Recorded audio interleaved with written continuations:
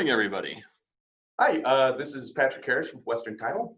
And Chrissy Patterson from Western Title. And thank you guys all for coming today. We'll be talking about some wire fraud prevention and ways to prevent cybercrime, especially related to real estate transactions. Just a safer, better way to give you some reassurance when you're working with Western Title, to feel more protected. And later on, we'll hear from Tom Cronkite about certified protection. And this is something that is new that we've launched, which is an extra layer of protection that you'll hear about his presentation just after Zach's here. Excellent. Thanks again for coming today. We have plenty of other classes and informational topics that will be coming up, so always check out our social media channels to see some of the more events. But to talk about wire fraud prevention and cybercrime, today we'll start off with our IT specialist. He's in-house. His name is Zach Ellsworth. So we'll turn it over to him to start off our presentation. All right, thank you, guys. We're going to switch over to the PowerPoint and begin.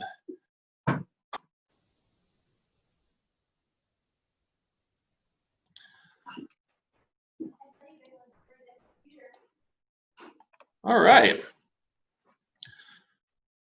We are in a unique situation right now where we have a lot of things going on behind the scenes and a lot of new possibilities coming around the corners, both in attack vectors and with attack mitigation.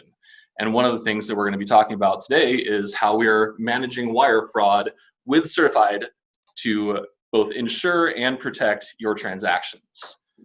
So the biggest thing that we barely ever talk about is who is perpetrating these crimes.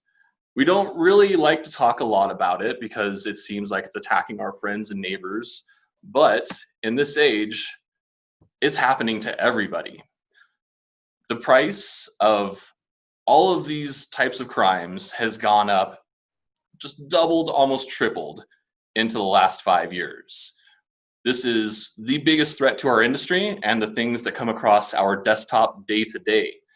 We get at least a few fraud attempts a week, and it's usually something simple that gets caught in a quick email, but sometimes things get a little bit more complicated in their vectors, and we have to deal with it.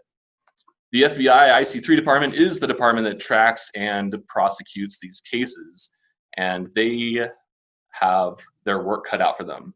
You'll see up at the top that over 467,000 complaints were filed last year alone, totaling more than half of the complete losses over the last decade.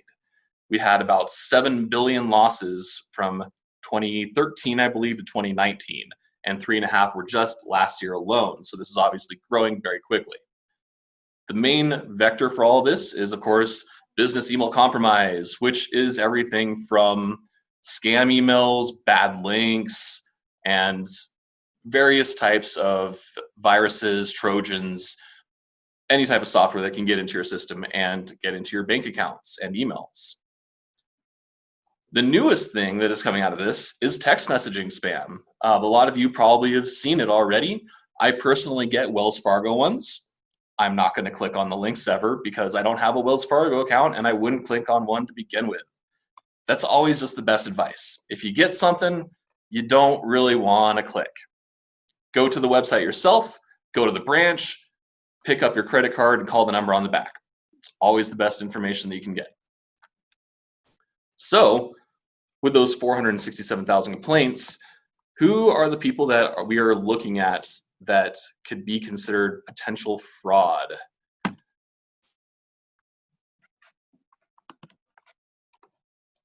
There we go.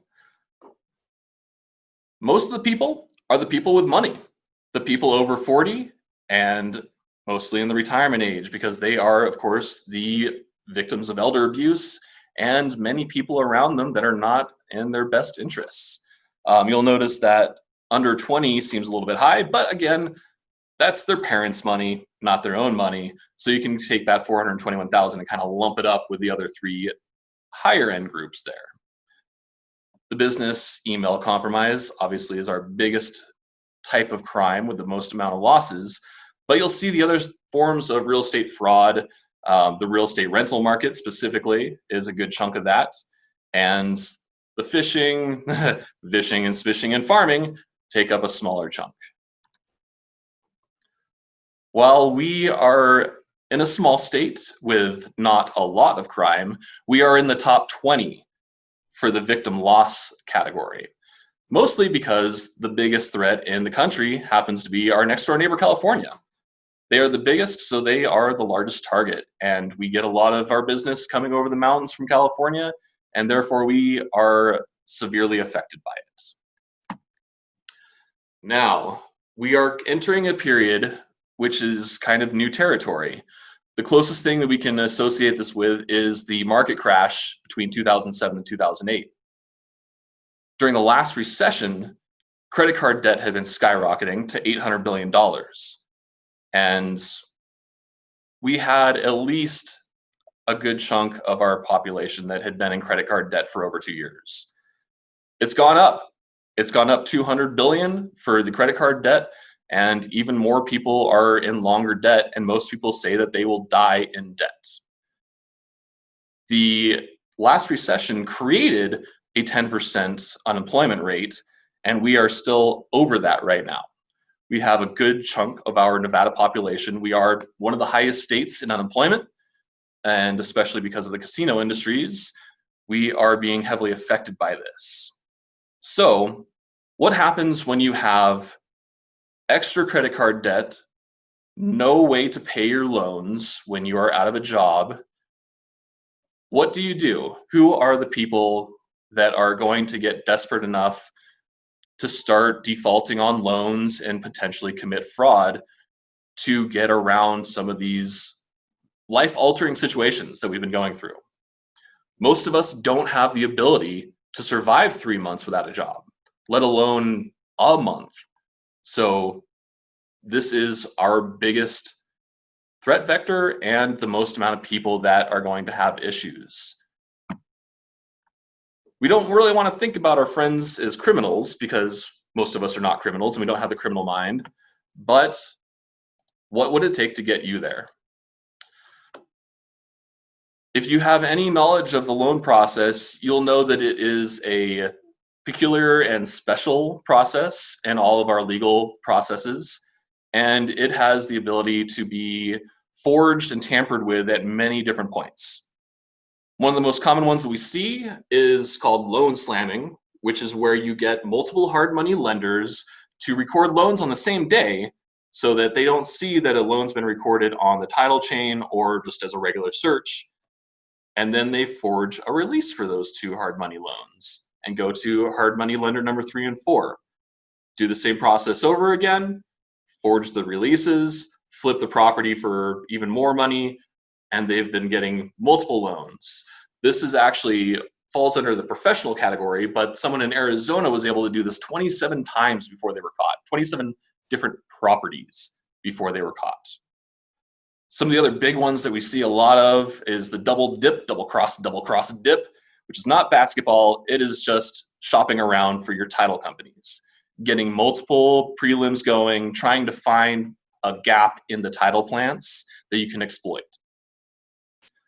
We mentioned forging releases on the loan slamming, but that's also incorporates deeds of trust, and basically they're trying to get the property free and clear so they can record a fraudulent cash out refi or resell without the homeowner's information. The other one that hit a lot during the last recession was the unreleased HELOC. Either the HELOC was not released properly or it was missed during the foreclosure process. Some unscrupulous lenders and borrowers leave those things open and keep pulling against it even after they have left the property.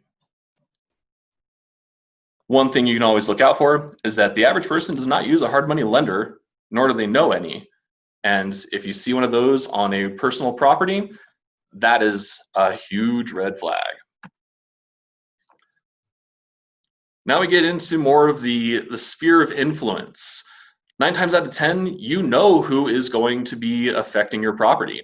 These are the people that have access to your personal documents, your office, potentially your computers, your cell phones, and all aspects of your personal life. This is a lot of identity theft through minor theft. This is your parent using your social security number before you're 18, and various little things like that where you can answer security questions for the people closest to you. Uninsured deeds, like quit claims between friends or family and trusts, that's usually a pretty easy determination that something has gone wrong. And then as a business partner, you have the ability to take over your company in certain situations. That is the entity hijacking, and typically when you have more than one business partner, you will have more than one access to an account. As long as you trust your business partners, not a big deal. Once you get into the power of attorney and executor area, that is where a lot of the abuse starts to take place. You have to verify the documents. You have to be able to say, this is an actual legal document that was signed in the presence of a lawyer, a notary, someone of legal representation that can say this is a document that is true and can be used in a court of law. If I just take something over to Tom's house and have him sign it without any witnesses, that doesn't really hold water. And that is a bad power of attorney. Now the professionals are that 1 out of 10. And this is the big guys who are going after lots of people at the same time, committing fraud on massive scales, and oftentimes are people from the industry. We have one local, if people remember that got caught with about 3,000 cases of wire fraud to his personal address. These can be people that get low-level jobs inside of lenders or real estate offices and grant them access to very sensitive personal information. A lot of the times you will see these people going after the easy transactions. They want free and clear, they want vacant, they don't want anything that's going to hang up the transaction or make you think twice about what's going on. Because one of the big things you'll see a lot of is that rushes are problems. People that want to rush a file, they're trying to cover something up. 99.9% of the time, they're not doing something right and they are trying to screw someone. Foreclosure hijacking is one that we saw a bit of during the last recession. If you bought a property at auction between 2010 and 2013, I was probably the one that did the research on that property before it went to auction. We did not see a lot of foreclosure hijacking, which is where they come in between the notice of default and the notice of sale to record substitutions, assignments, and get loans off the property illegally to be able to pick up that foreclosure for a song. And these people will push you in ways that you are not comfortable with. They will talk to you about their personal endeavors. They will talk to you about their problems at home and their sick dog. They will do anything they can, promise you hundreds of deals just to get in. And you have to be aware of that, especially when it comes to promises about the future.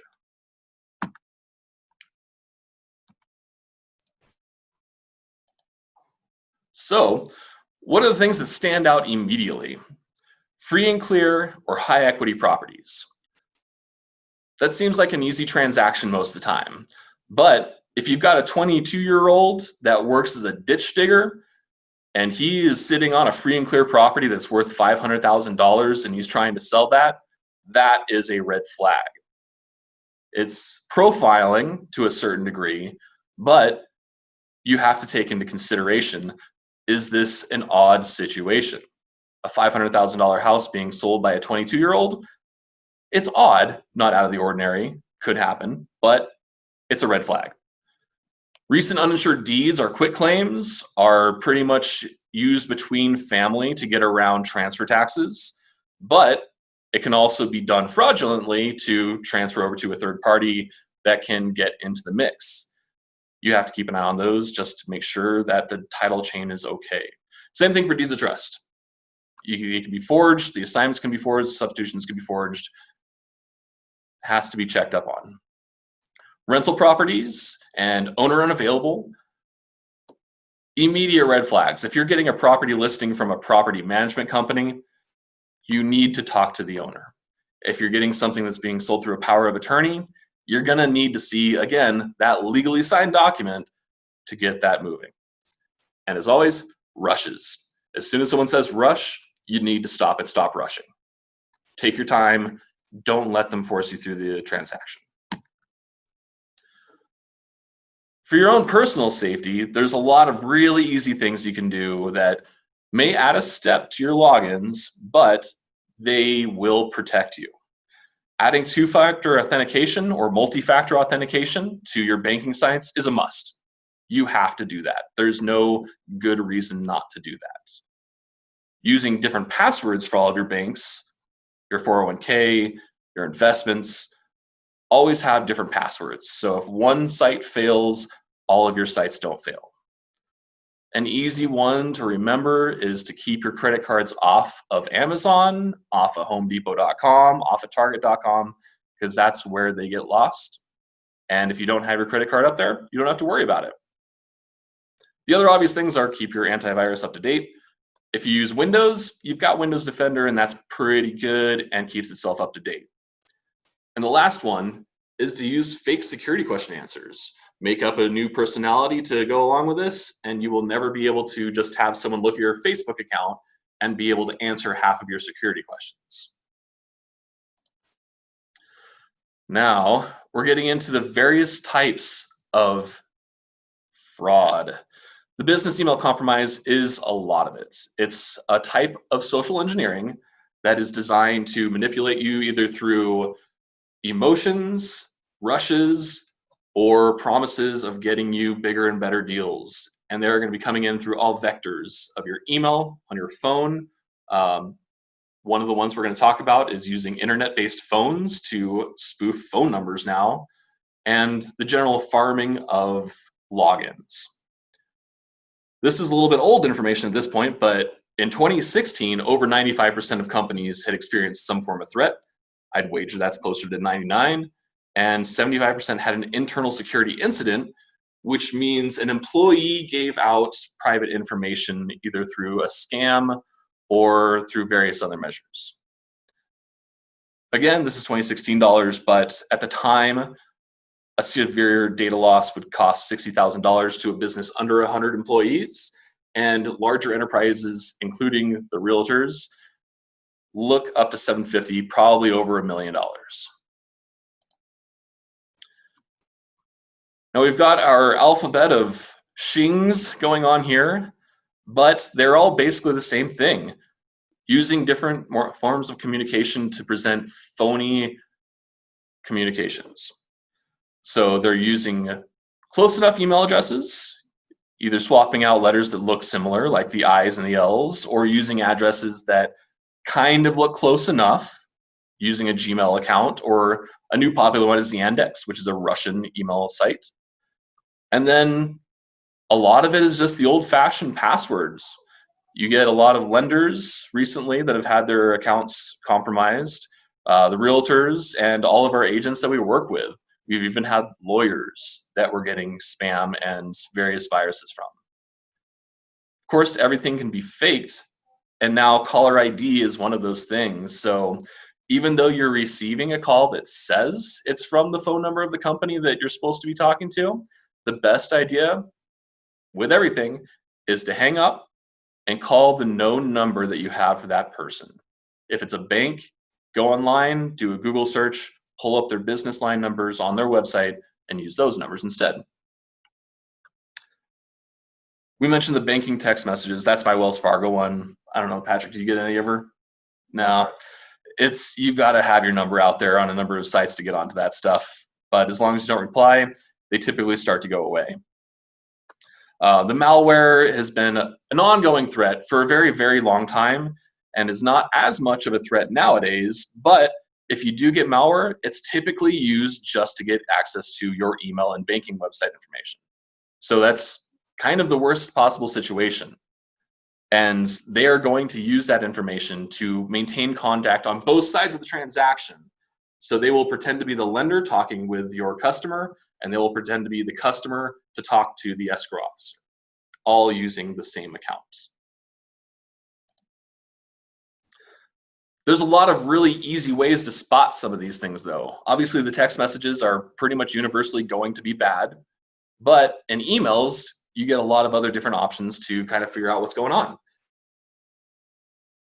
The real estate industry, the lenders, the escrow officers, we all participate in a relationship management industry, and communication is key in that relationship.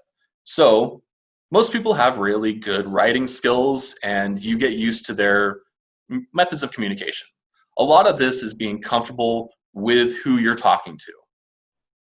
We are looking for just major grammar mistakes. If things start getting moved out of place inside of the signatures, or if they use things that are blurry. Blurry icons, blurry images are a huge sign that they've been copied from somewhere else and inserted into the email. If it's blurry, it's bad. Again, rush is always going to be a red flag, and the one weird thing that really stands out that no one ever really pays attention to is uncommonly polite wording.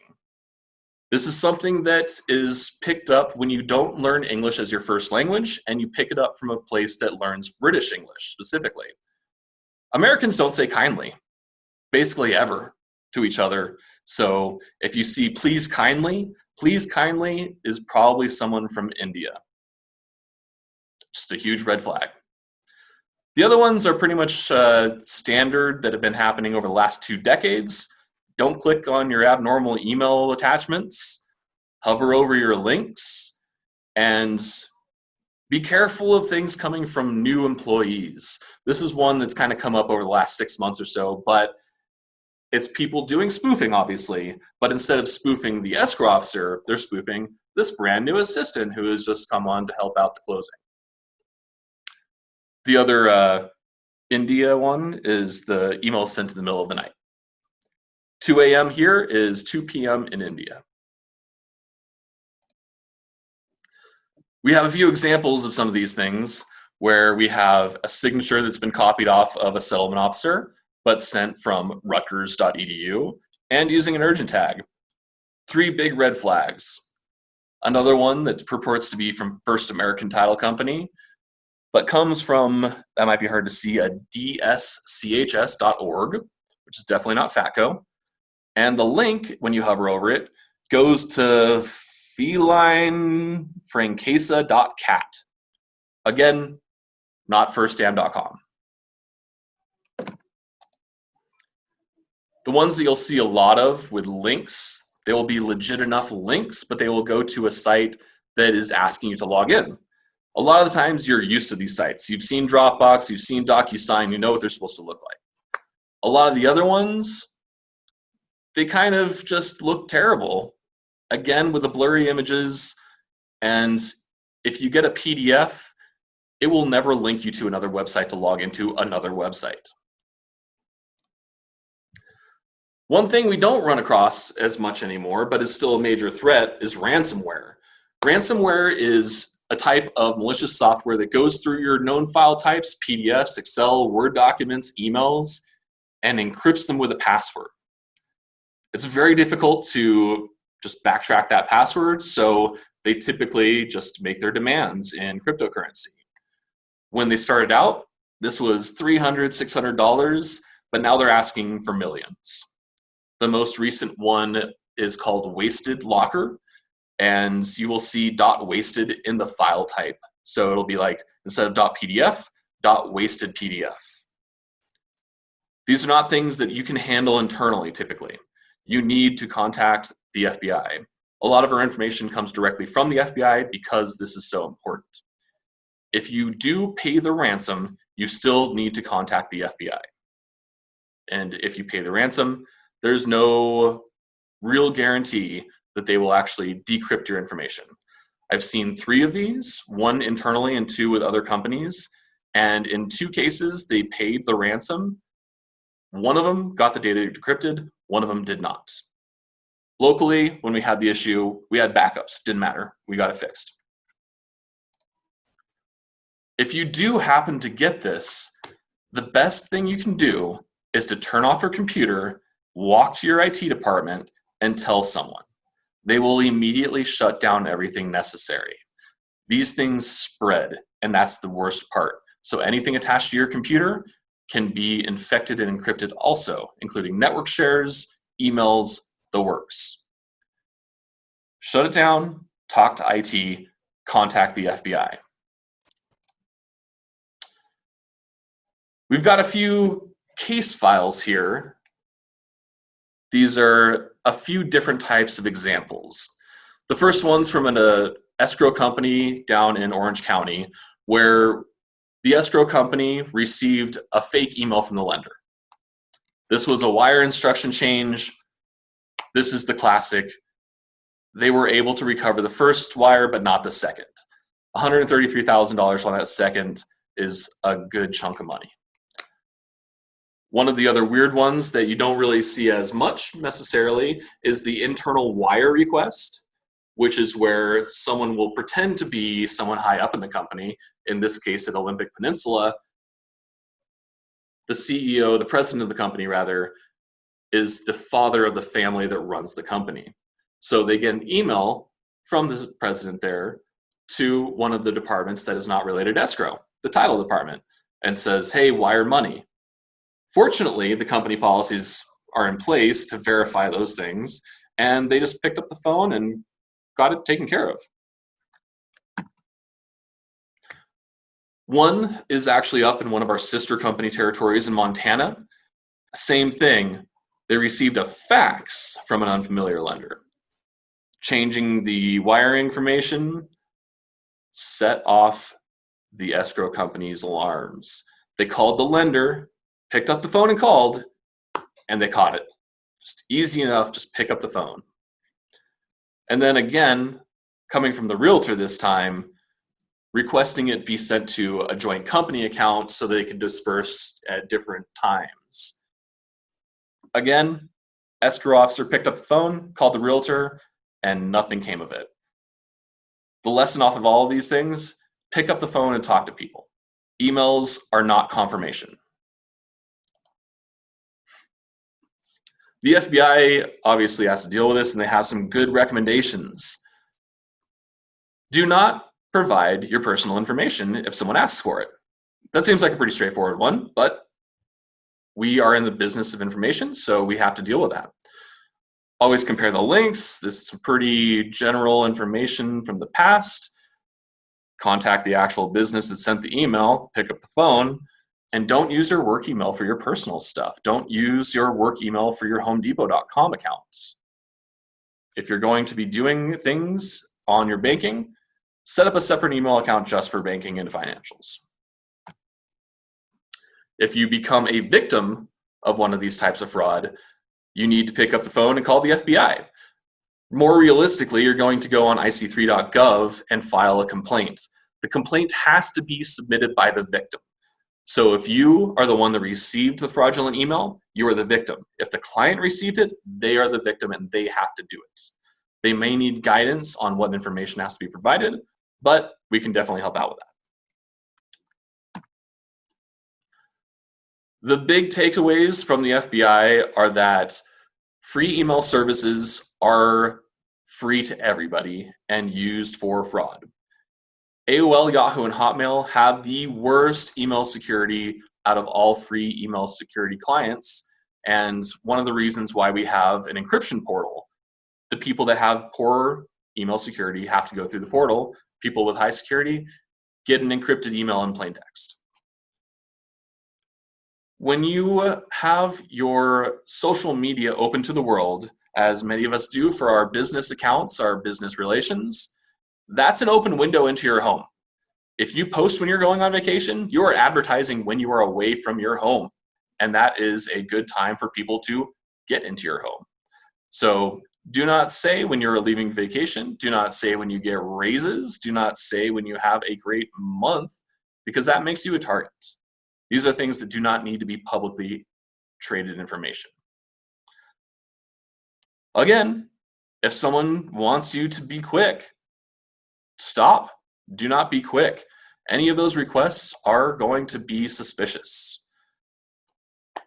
one of the little tricks that they do provide here that doesn't really get through on the other slides is the forward versus reply. When you reply, you're replying to whatever spoofed address that they are giving you. If you forward, it keeps that field clear and you can type in the email address, good to go.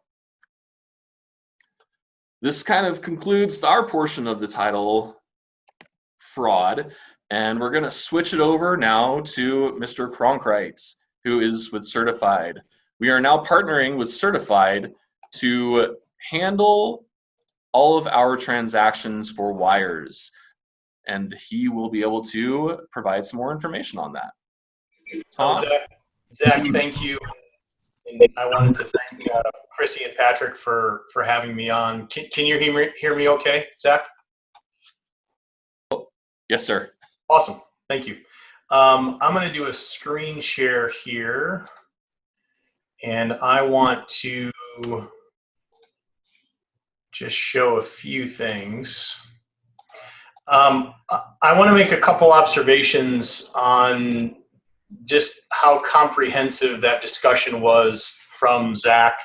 By way of background, I am an attorney turned title agency owner out of Michigan, wire fraud victim, and co-founder of a solution that I'll talk to you a little bit more about here to prevent wire fraud.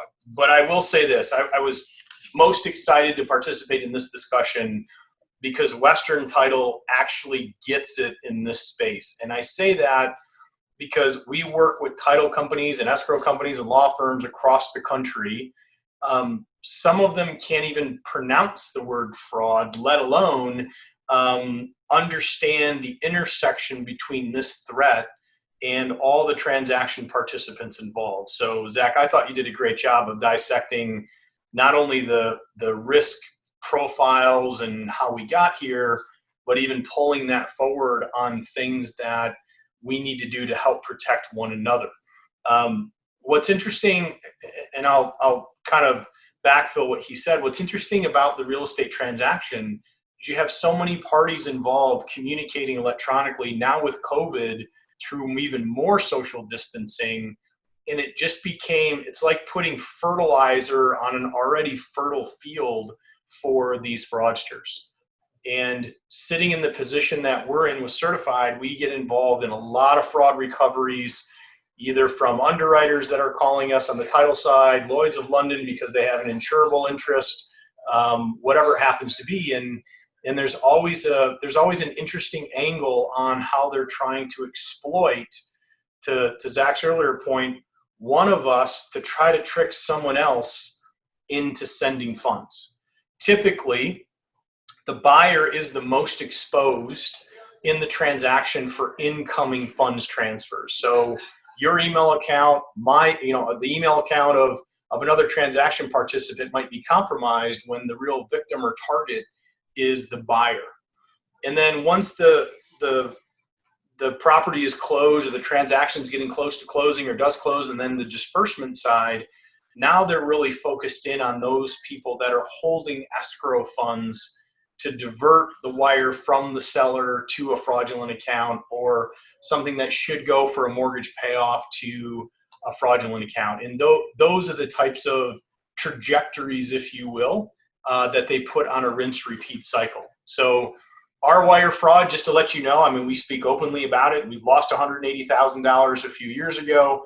We spent 2 years trying to collect the bulk of that money in civil litigation. I was called to testify by the Department of Justice down in Tampa to help basically prosecute a large Nigerian syndicate.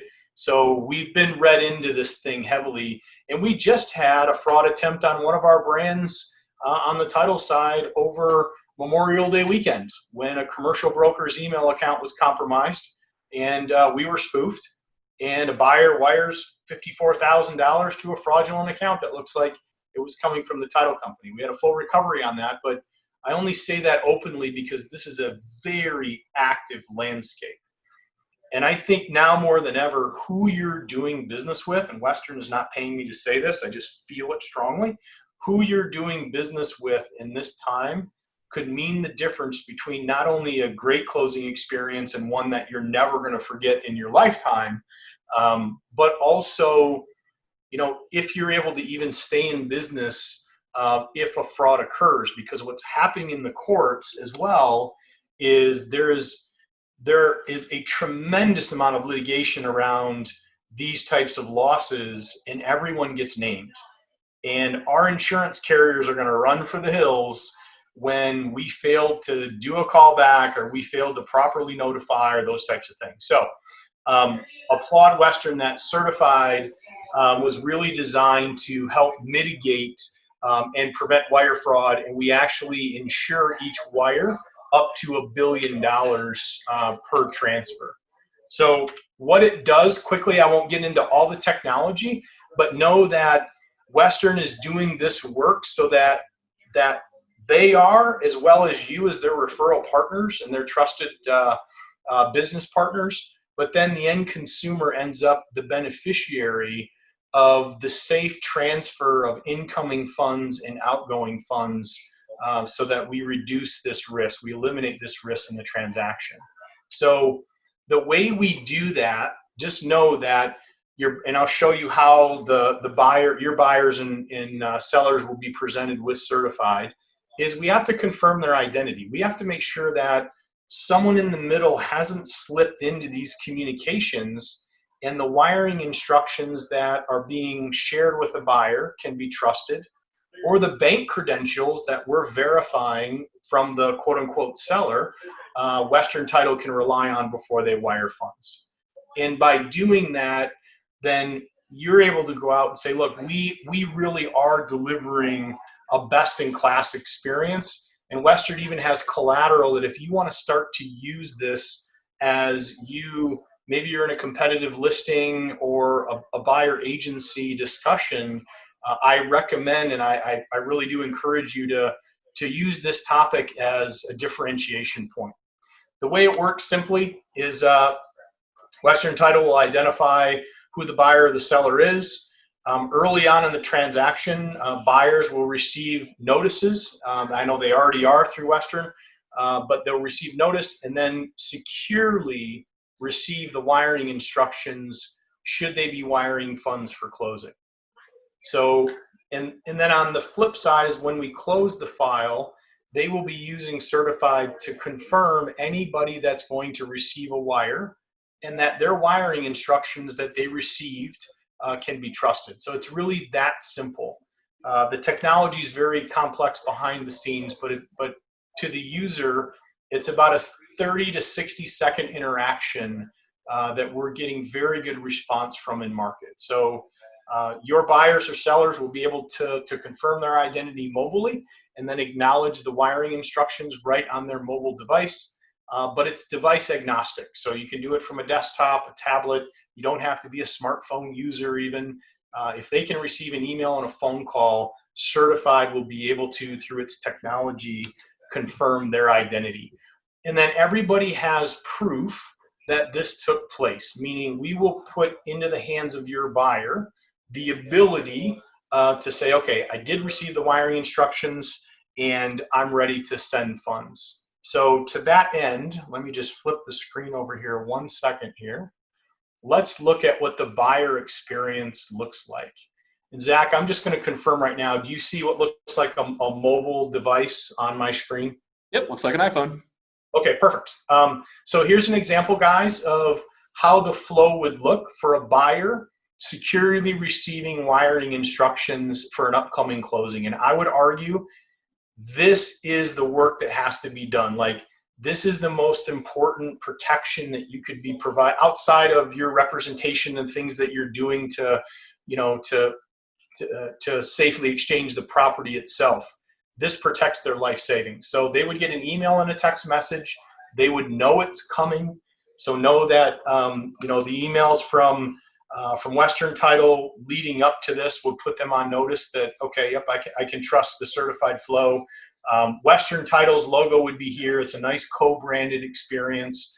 And then we just simply validate their identity by asking them to put in a one-time code, and then behind the scenes, we'll do device analysis and we'll make sure that we're communicating with the right person on a trusted device. Then we ask them, and this is something that's new to the industry, is we ask them how much money are they sending, and then ultimately, if they want to purchase their own insurance for the transfer of their funds, and whether or not they do that, they're read in further to the risk of wire fraud. And for the first time in U.S. history, we're enabling the consumer to make a decision.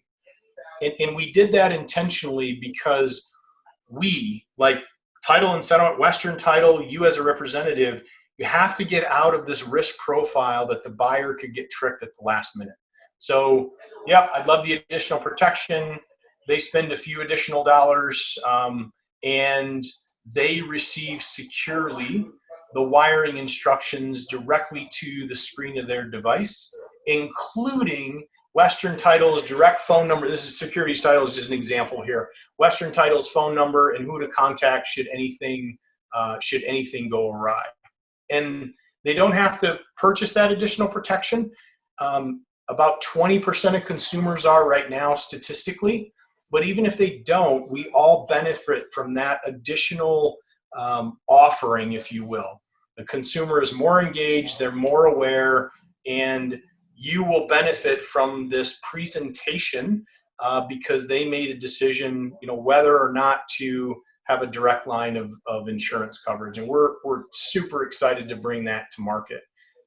And then we will generate actually a PDF that will have Western Title's logo here that the consumer, your buyer, could either present, use for online banking, could present to their bank. I know people aren't really going into banks right now, but they know what to do, right? They're read into the safe transfer of funds for closing. And then on the flip side, so let's say that the seller is asking for a wire for their net proceeds. Very similar. They get a text and an email message, either mobilely or through their desktop. They would put in a one-time code, and then we actually ask them some knowledge-based authentication questions that will challenge their identity. So we're going to ask some questions that are very specific to them. Again, doesn't take more than about 60 seconds. And then what's nice is Western will be presenting to this seller whose identity has been confirmed, whose device has been proven to be trusted. Hey, are you confirming that this is your bank information? And when Zach says, hey, pick up the phone and call, the nice thing is this automates that whole process and provides insights into things that a telephone call might not necessarily drive. They confirm that, and then all of a sudden, again, we will render what's called a certified certificate that will guarantee the safe transfer of that money up to $1 million. Frequently, we'll have the seller's identity confirmed, but the bank information that let's say Western or another title company received is wrong, either through fraud or by mistake.